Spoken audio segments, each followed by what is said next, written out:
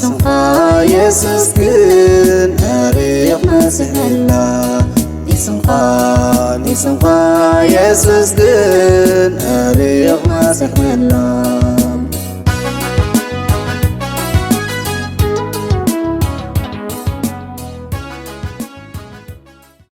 السلام እግዚአብሔር ምስኩልሃትኩም ይኹን ኣብ ቅነ ልደት ኣብ ዘለናሉ ሎሚ እውን ሰንበት ሰልደት ኣብ ዝብል ኣስተንትኖናን ኣኽብሮት ናይ እግዚአብሔር ኣምላኽናን ከነቕርብ ኢና ሰብኣ ሰገል ህያብ ናብቲ ወሃቢ ኣቕሪቦም ናይ ሎሚ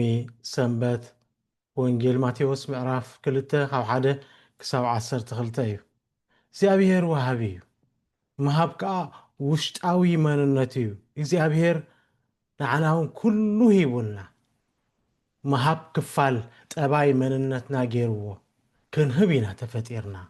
ክንፈሪ ተፈጢርና ከም እግዚአብሔር ወሃብቲ ክንከውን ኢና ተፈጢርና ኣብ ኦሪት ዘፍጥረት እግዚአብሔር ኣምላኽ ንኩሉ ዓለም ፈጢሩ ምለኽዎ ናትኩም ኢሉ ሂብና በቲ ድሕረዋይ ዘመን ወዲ ሰብ ምስ ወደቐ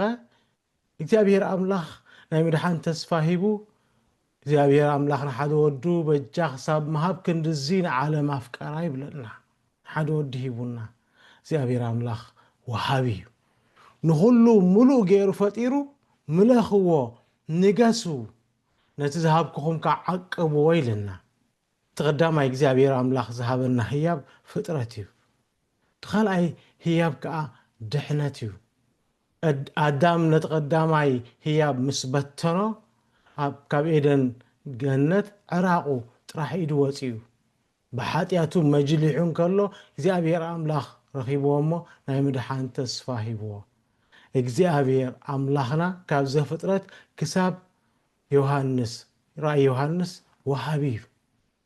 ልደት እግዚአብሔር ናብ ድንግል ማርያም ወሪዱ በጭረቕቲ ተጠቕሊሉ ህያብና ዝኾነሉ ጊዜ ኢና ነስተንትን እግዚአብሔር ኣምላኽ ንገዛ ርእሱ ህያብ ኮይኑ ኣነኸ ህያብ ንመን እየ ከመይ ገይረ ይወሃብ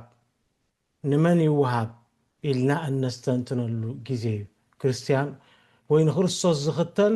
ህያብ ንኻልኦት ምዃን ማለት እዩ እግዚአብሔር ንገዛ ርእሱ ህያብ እንተኮይኑ እቶም ዘምልኽዎ ከዓ ህያብ እምበር ፀገም ወይ ዕዳ ክኾኑ የብሎምን ክርስቶስ ኣምላኽ ክነሱ በጭረቕቲ ተጠቕሊሉ ከም ህያብ ተዋሂቡና እዩ እግዚአብሔር ወትሩ ምሳበና ኢና እግዚአብሔር ክህበና ከሎ ነቲ ክንከኖ ዘለና ጥራሕ ዘይኮነስ ነቲ ዘለኣለማውነት እውን ዝሓቁፍ እዩ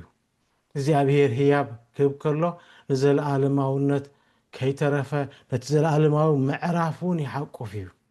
ንታሪኽና ጥራሕ ነዚ ውሱን ናይ ሰብኣዊ ድኹም ታሪኽና ጥራሕ ዘይኮነስ ነቲ እነበረ ተባሂልና እንርስዓሉ ኩነት ጥራሕ ዘይኮነስ ነቲ ዘለኣለማዊ ብፅሒትና እውን የካትት ህያብ ኣምላኽ እግዚአብሔር ዝህበና ዘበለ ፍጹም ክንድርብዮ የብልናን ወላ እውን ምስ ጊዜ ኣይከይድን እዩ ዝበሃል ዝተዋሃብናዮ ኩሉ ነቲ ንሕናኹም ኢልና ንሓስቦ ማለት እየ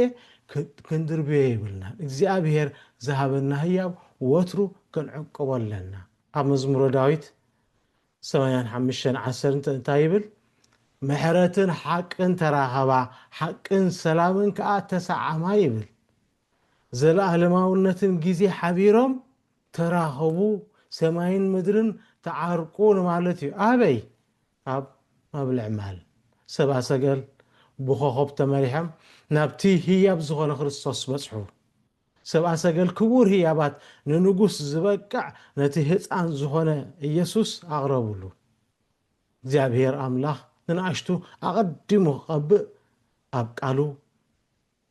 ደጋጊምና ንዕዘበ እዩ ዳዊት ንእሽተይ ጓሳ ክነሱ ተቐቢኡ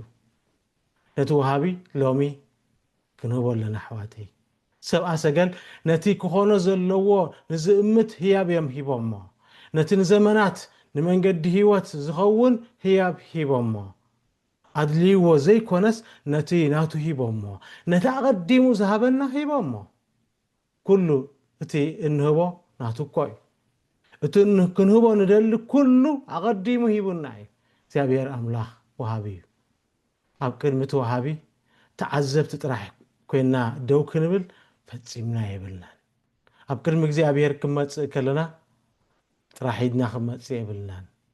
ነቲ ወሃቢ ህይወት፣ ነቲ ወሃቢ ሰላማት፣ ነቲ ወሃቢ ሰማይን ምድርን ህያብ ክነምጽኣሉ ኣለና። ክርስቶስ ህይወቱ ካብሃበና ንሕና እውን ህይወትና ክንህቦ ኣለና። ኣሕዋተይ ሎሚ ብዘይ ህያብ ኣብ ቅድሚ እግዚኣብሔር ዘይንቐርብ ቃል እግዚኣብሔር ዘይነንብብ ቤተ ክርስቲያን ዘይንኸይድ እንተኮይንና ዕዳ ነብዝሕ ኣለና። ካብ ዕዳ ንእክብ ዕዳ ኮይኑ ድሕሪና ዝተርፈና ወይ ከዓ ዕዳ ኮይኑ ክንዲ ዝፅዋዓልናን ክንዲ